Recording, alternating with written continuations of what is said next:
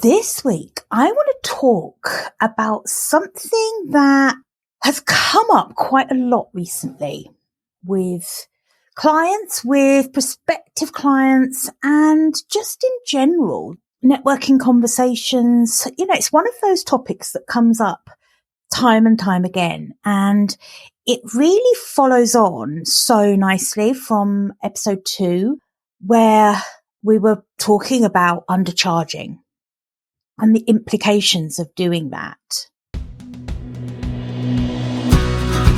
Welcome to the Heads Together podcast. I'm Jill Mokes, and I am obsessed with cutting through the noise when it comes to growing your business. Each week, via intimate coaching conversations and inspirational stories, I share what it really takes to get the results you want in a way that feels right to you. I am all about attracting higher ticket opportunities, building authentic relationships, and creating the abundant, full-fat version of your dream business. I mean, how many of us have beavered away creating a light version of what we really want? The thing is, I honestly believe when you're outstanding at what you do, there is no limit to what you can achieve. So, are you ready to put our heads together and make it happen? Let's go.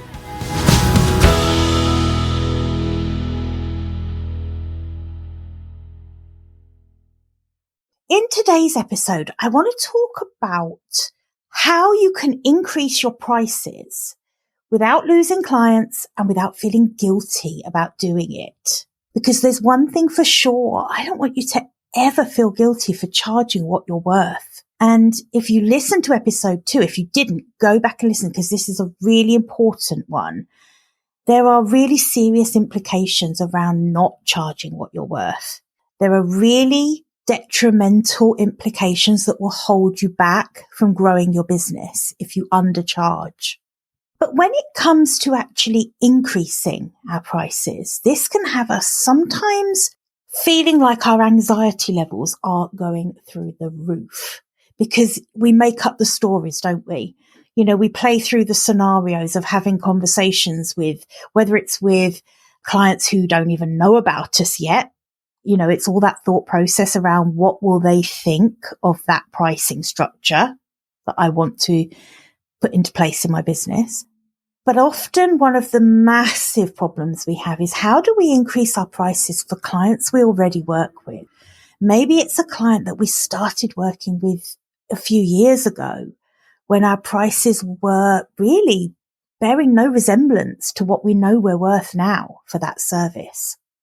Today, I want to cover both of those things because one thing for sure, if you want to earn more money in your business and you're not ready or you don't want to move completely to a passive income model, then you've really only got two choices. You need to be working with more people or you need to be charging more.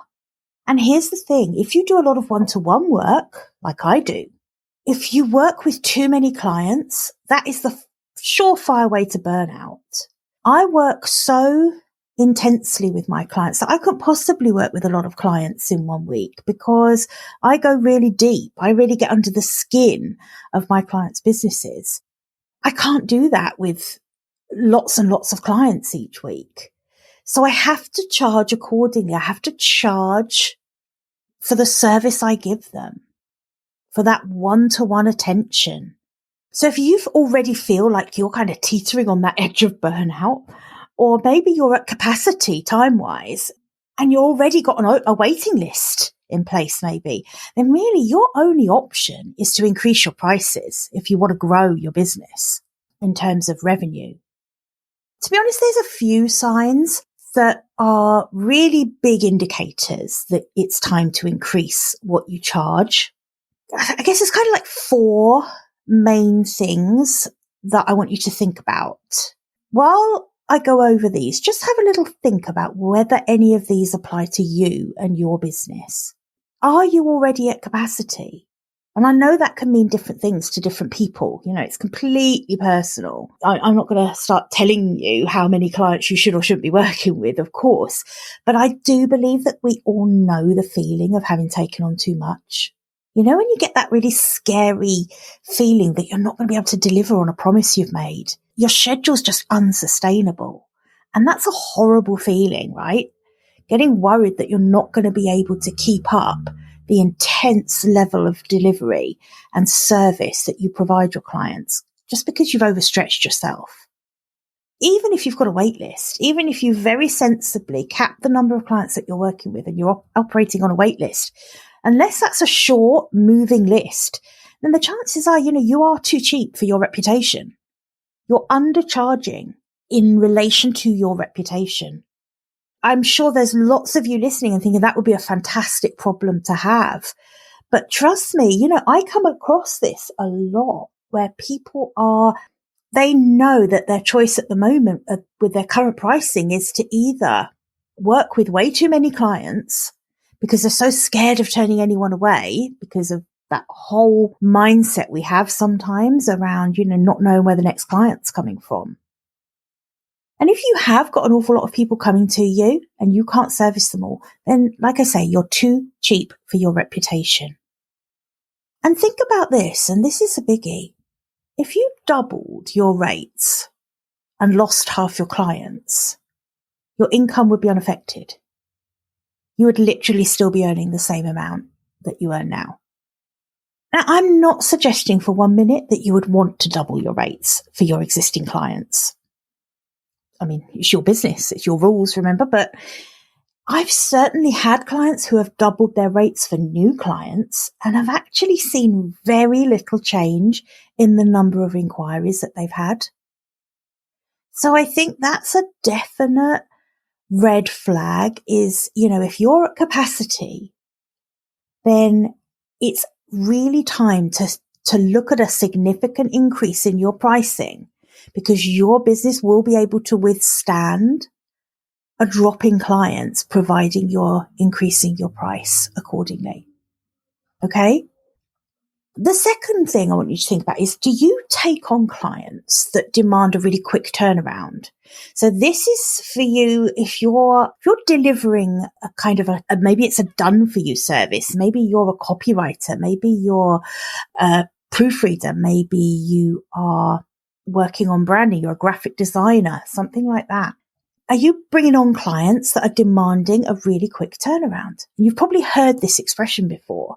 Fast, cheap, and good. You can only pick two, right? You can either have it fast and cheap, but the quality is going to suffer. You can have it cheap and good, but it's not going to come quickly. It's going to be slow, and so on. So I think you need to be making sure that you're pricing your service accordingly. So if people want a really fast service, it's either going to be of less quality, and I know that's not what you're ever going to consider delivering. So therefore, it's not going to be cheap. If they want a quick turnaround, they've got to pay a premium price. So if you're accepting urgent jobs without charging more, then I want you to really think about this. If you've got clients who need you to, just do a quick review of something for them, or a couple of hours later, your resentment is going through the roof. If you're not willing to put tighter boundaries in place, then my advice is to really think carefully about having a 2-tiered pricing structure. So maybe you have your standard price and then a premium quick turnaround price, as long as your schedule allows you to do that. So have a think about that. If you're doing urgent turnaround jobs, you have to be charging more for them. And then think about the kind of clients you're working with. Do you have some high maintenance clients? And when I say that, if you have any high maintenance clients, they will have immediately popped into your mind, trust me. The amazing thing about working with higher ticket coaching clients, from my perspective in my business, is that my one-to-one clients are literally without exception a pleasure to work with. But it hasn't always been that way for me. Years ago, when I was working as a VA, for example, and I was charging like a fraction of what I should have been charging for the service I delivered, there were a couple of clients back then who, actually had me in tears with unreasonable demands and their drama. that is something that I will never forget. That was a huge lesson for me. I have found throughout my career that every single time I've increased what I charge, I've started attracting more and more, for me, perfect clients. You know, people who valued me and valued the exceptional service that I give. People who don't invest in you won't appreciate you. So that's a big one, and that's something I want you to think about. Say no to clients that you just know you're not going to work well with. The feeling of empowerment when you say no to those clients is absolutely priceless. And you will never, ever regret walking away from a high maintenance client. And then the fourth thing I want you to think about is, what kind of service do you deliver? Are you average? Are you mediocre? Or do you deliver an incredible service and get amazing results for your clients? Because I've got to be honest with you, your experience and your competence and your pricing should grow together. So think about that. I just had my hair done this morning, actually, strangely enough. And I was thinking about this when I was in the salon, sitting there looking like an alien with my foils on. And I was thinking about how hairdressers do this so effortlessly. If you think about it, you know, you can often get like a free haircut with an apprentice who's practicing. But if you want the senior stylist, you're going to be paying more. And trust me, if the salon owner agrees to cut your hair as one of her select personal clients, you're going to be paying a premium price. In that scenario, that seems perfectly natural and obvious that the more experience and competence the person delivering the services, the more we expect to pay. Why would you think that's different for you? Whatever you do in your business, if you're a coach, a consultant, a freelancer, whatever you're doing, if you are amazing at what you do, then your pricing needs to reflect that. And trust me, it doesn't mean that if you're just starting out, you have to be cheap. Doesn't mean that. It just means that your pricing needs to reflect the service or the results you deliver. If you get amazing results for your clients, then you absolutely deserve to charge accordingly. Okay? I just want to talk a bit now about how you communicate that, because I think that gets some people in a bit of a flap. The thought of having to tell people they're putting up their prices makes them feel anxious. So let's talk about it. So first of all, if it's putting up your prices in terms of clients you don't work with yet, so then it's really a bit of a mindset wrestle.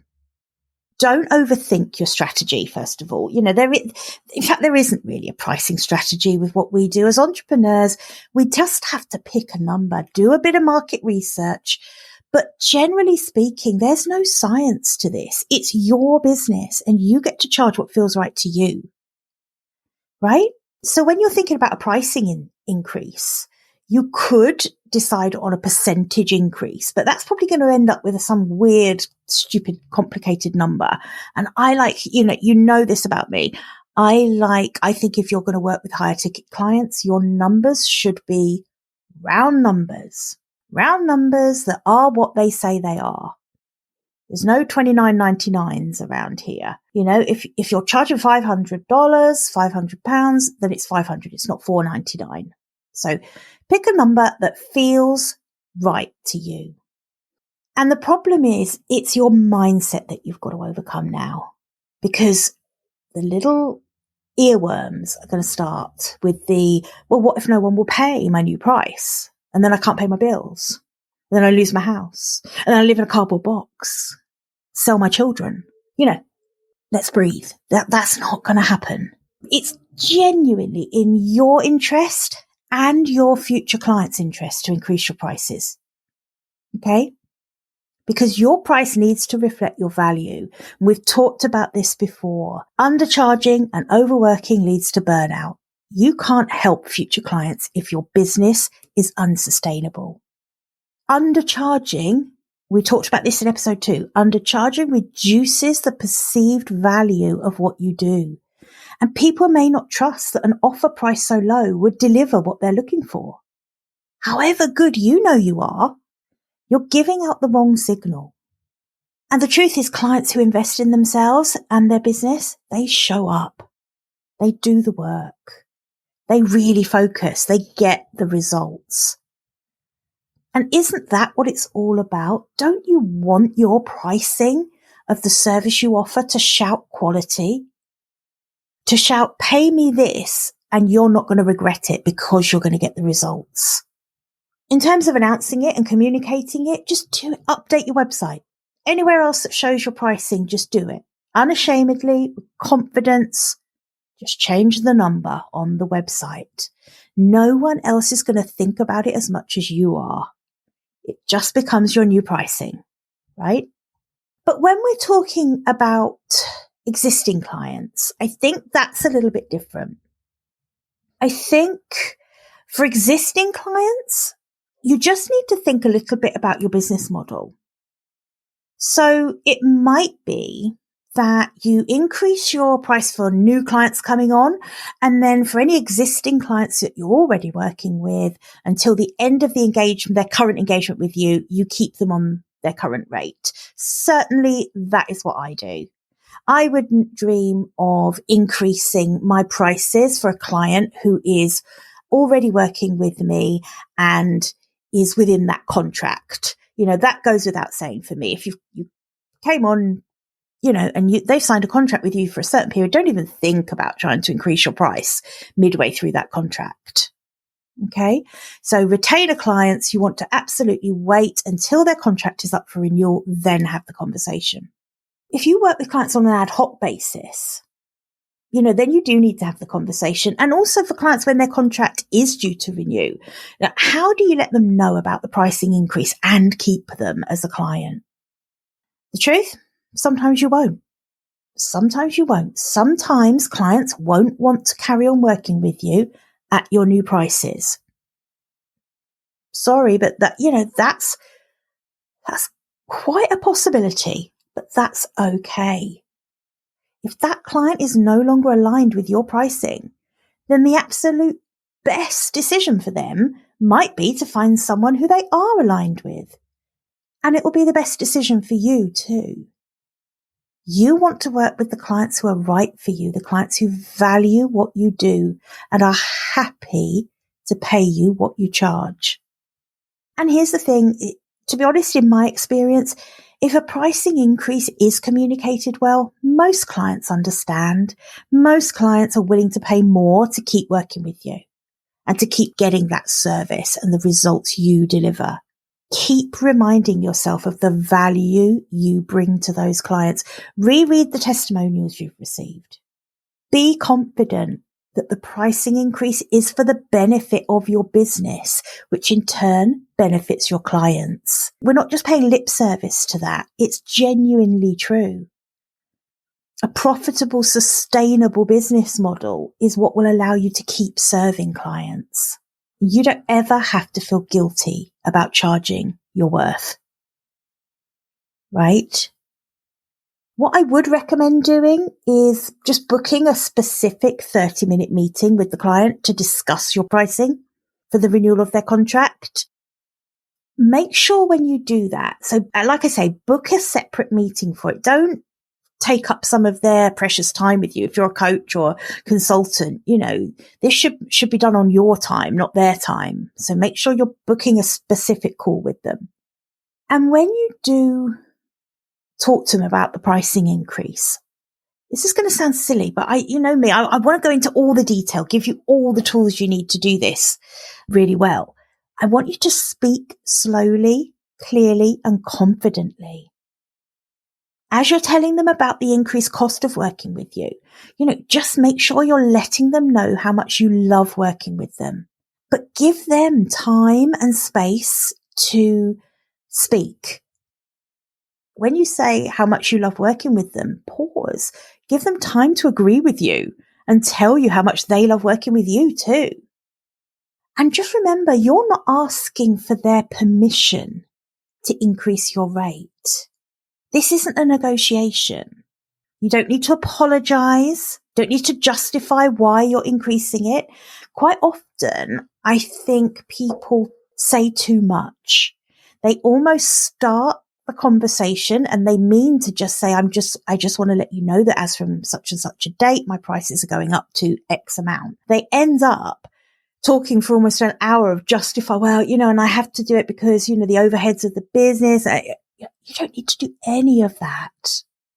One thing you might want to do is you might want to just offer repeat clients or retainer clients like a bonus of some kind to reward their loyalty. It's not a bribe to get them to stay with you. It's more like a reward for how long they've worked with you. And it might be an extra session with you, or it might be that you do deliver a fast turnaround service for a week, or maybe you give them some WhatsApp access to you for a limited period, something like that, something they don't normally get as a bonus, as a thank you for working with you. Don't make it something that's going to really bog you down in the delivery of it. But, just like a token of appreciation, I think goes down really well.